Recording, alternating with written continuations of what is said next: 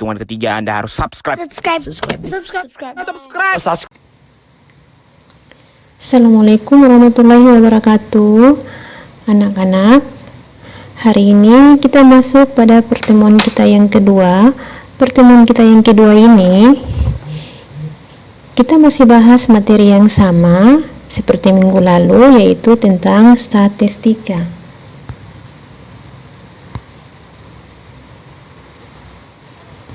Nah, pertemuan yang minggu lalu pembahasan kita tentang menganalisisan data. Sekarang kita membahas poin yang kelima dan keenam. Yang kelima adalah menganalisis data berbentuk diagram garis.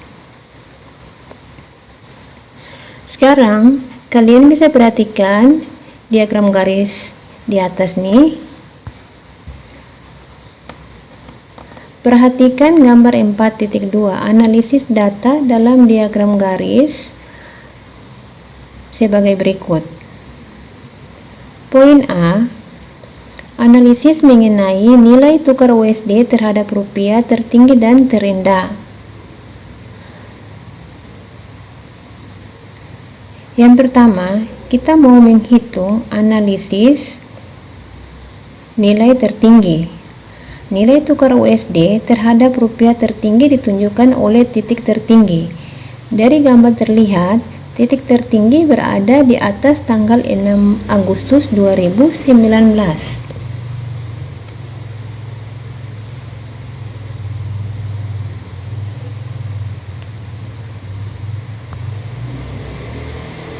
Kedua, nilai tukar USD terhadap rupiah terendah ditunjukkan oleh titik terendah. Dari gambar terlihat, titik terendah berada di atas tanggal 9 Agustus 2019.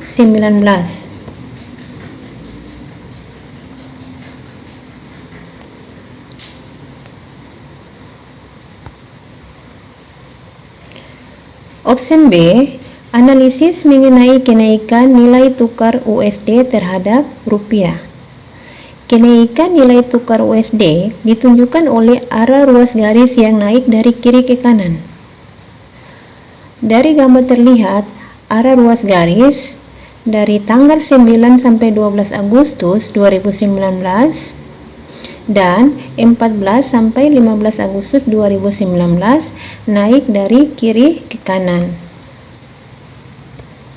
Nah, sekarang kalian perhatikan diagram garis.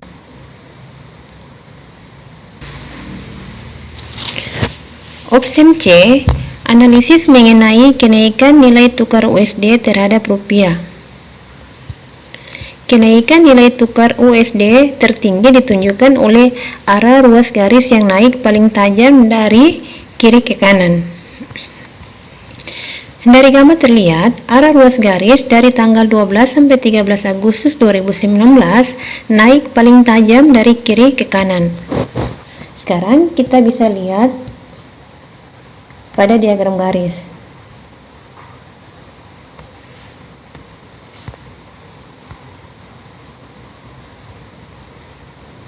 Option D, analisis mengenai penurunan nilai tukar USD terhadap rupiah terendah.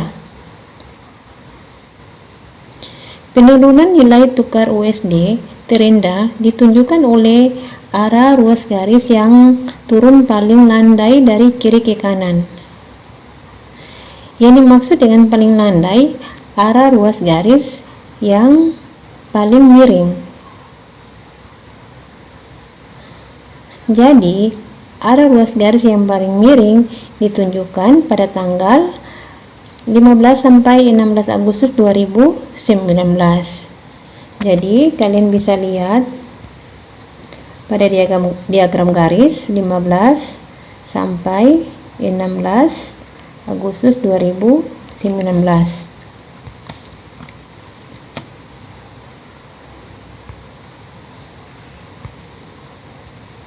Selanjutnya, menganalisis data berbentuk diagram lingkaran.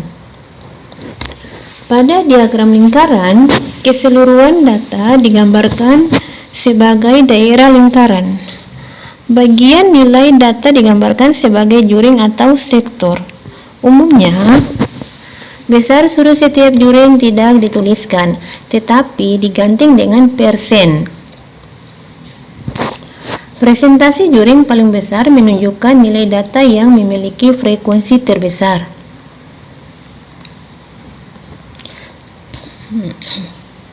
Presentasi juring paling kecil menunjukkan nilai data yang memiliki frekuensi terkecil. Analisis data berbentuk diagram lingkaran akan dibahas pada pemantapan. Contoh soal. Diagram lingkaran berikut menyatakan pekerjaan orang tua siswa dalam satu sekolah. Pertanyaannya adalah, berapa banyak orang tua siswa yang bekerja sebagai PNS?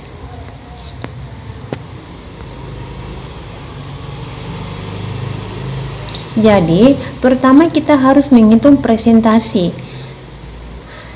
Presentasi satu lingkaran adalah 100%.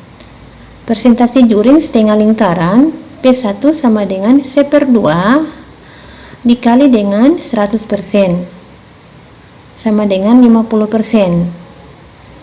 50% ini didapat dari 1 kali 100 dibagi dengan 2. 1 kali 100 sama dengan 100 dibagi 2 sama dengan 50 dikali dengan persen sama dengan 50%.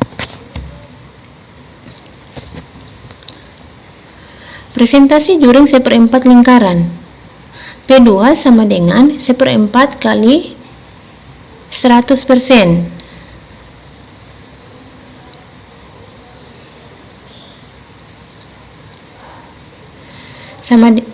Sama dengan 25%. Nah, 25% ini didapat dari 1 kali 100% dibagi dengan 4. 1 kali 100 sama dengan 100 dibagi 4 sama dengan 25 dikali dengan persen sama dengan 25%. Selanjutnya, juring karyawan swasta menempati 1/4 lingkaran, sehingga presentasi juring karyawan swasta adalah 25%. Presentasi juring PNS dan pedagang P3 sama dengan 100% dikurangi 27% tambah 23% tambah 25%. 100% ini didapat dari satu lingkaran dikurangi dengan 27% tambah 23% tambah 25%. Nah, nilai ini didapat dari petani 27% ditambah dengan lain-lain 23%, ditambah dengan 25% ini adalah 1/4 dari juring. Hasilnya sama dengan 100% dikurangi dengan 75%. Sama dengan 25%. 100% kurang 75 sama dengan 25%.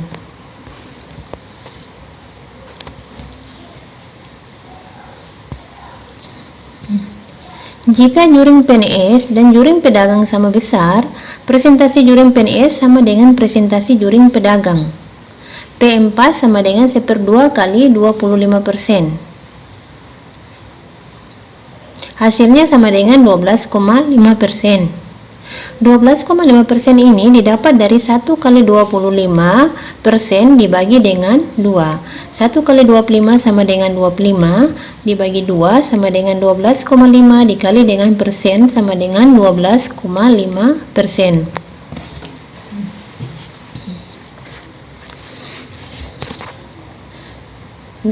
Dari diagram terlihat juring PNS lebih kecil daripada juring pedagang, sehingga presentasi juring PNS kurang dari 12,5%. Persentase pada pilihan yang kurang dari 12,5% adalah 8%. Jadi, orang tua siswa bekerja sebagai PNS itu sebanyak 8%. Sekarang kalian bisa siapkan buku tulis dan jawab 2 soal berikut ini. Soal pertama, diagram berikut memperlihatkan suhu badan seorang pasien yang menderita demam dari pukul 07.00 sampai pukul 20.00. Pertanyaannya adalah, berapakah suhu badan pasien pada pukul 12.30 diperkirakan? Pertanyaan kedua, diagram lingkaran berikut menjelaskan kegemaran siswa kelas 8 terhadap mata pelajaran di sekolah.